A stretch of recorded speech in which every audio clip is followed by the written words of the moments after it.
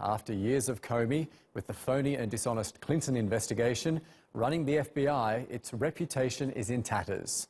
Worst in history, but fear not, we will bring it back to greatness. The attack comes as Trump has denied asking the former FBI Director James Comey to drop an investigation into his fired National Security Advisor Michael Flynn.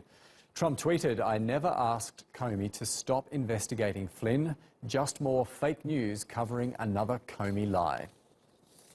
Well, earlier Trump changed part of his story about why he fired Flynn in January. At the time, he said that Flynn had misled Vice President Mike Pence about meetings he had with Russian officials. Now Trump says another reason Flynn had to go was because he lied to the FBI.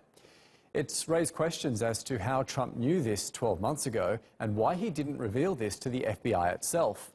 Michael Flynn has now turned state witness and admitted that he was directed to the Russians by senior members of the Trump transition team. Well, Scott Lucas is a professor of international politics at Birmingham University. He says the US president's tweets show signs of panic.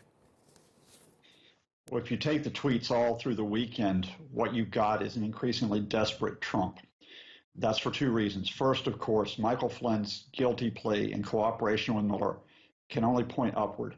The next target for Mueller will probably be Trump's son-in-law, Jared Kushner, and we're getting more and more evidence of contacts between the Russians and Trump's inner circle.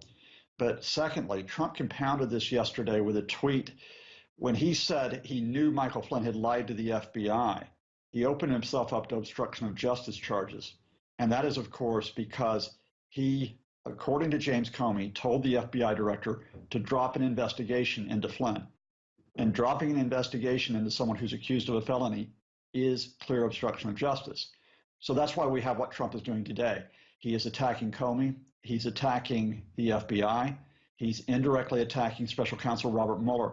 Because the only way that Trump escapes this investigation without being forced to resign is to undermine its credibility. And we're seeing the first wave of that. We know that Mueller has been investigating Donald Trump for months over possible obstruction of justice, including the firing of James Comey as FBI director in May.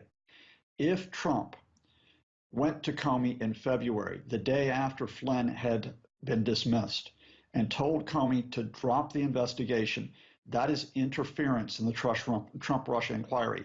That is possible obstruction of justice. He cannot be charged with a criminal charge for that while he is president, but it is a political charge that would probably lead to his impeachment. Yes, there's still some authority for Trump. The problem is that the Trump-Russia investigation, I think, will gather pace. I do think Jared Kushner could well be the next person who really would be a high-profile possible indictment in the spring. And at that point, Trump really has the final choice. Does he resign before he is impeached? I do not see him escaping the Trump-Russia charges. Not as good as Robert Mueller is, and not while we have as much evidence as we see accumulating. Well, on Sunday, Trump disowned the tweet accusing Flynn of lying to the Russians. The White House now says that the president's lawyer sent it out on Trump's behalf.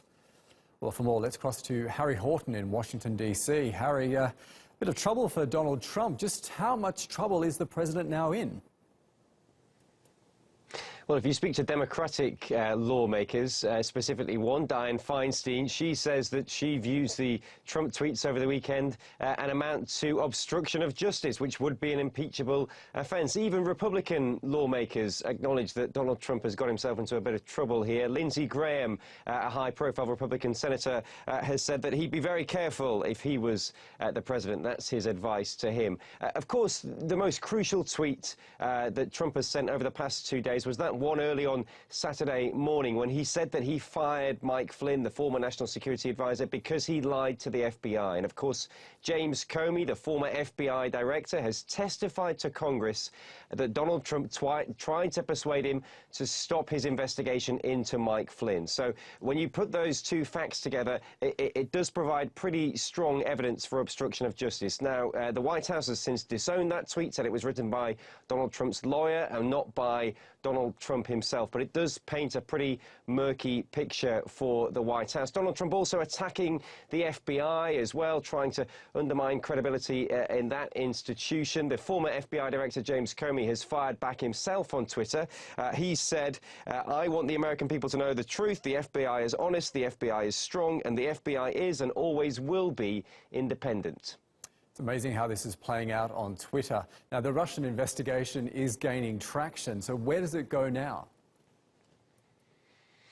Well, it's not clear where it goes, but most people are reading into the events of Friday that this can only be bad news for more senior officials in the White House. The fact that Mike Flynn pleaded guilty to lying to the FBI is pretty damaging for the White House, but even more damaging is the fact that he admitted he is now working with Robert Mueller and his investigation into alleged collusion with Russia and the Trump campaign in the 2016 EU election. If Mike Flynn is working with Robert Mueller and if he's sharing information with that investigation, who could that incriminate? What sort of senior White House officials could be caught up in this?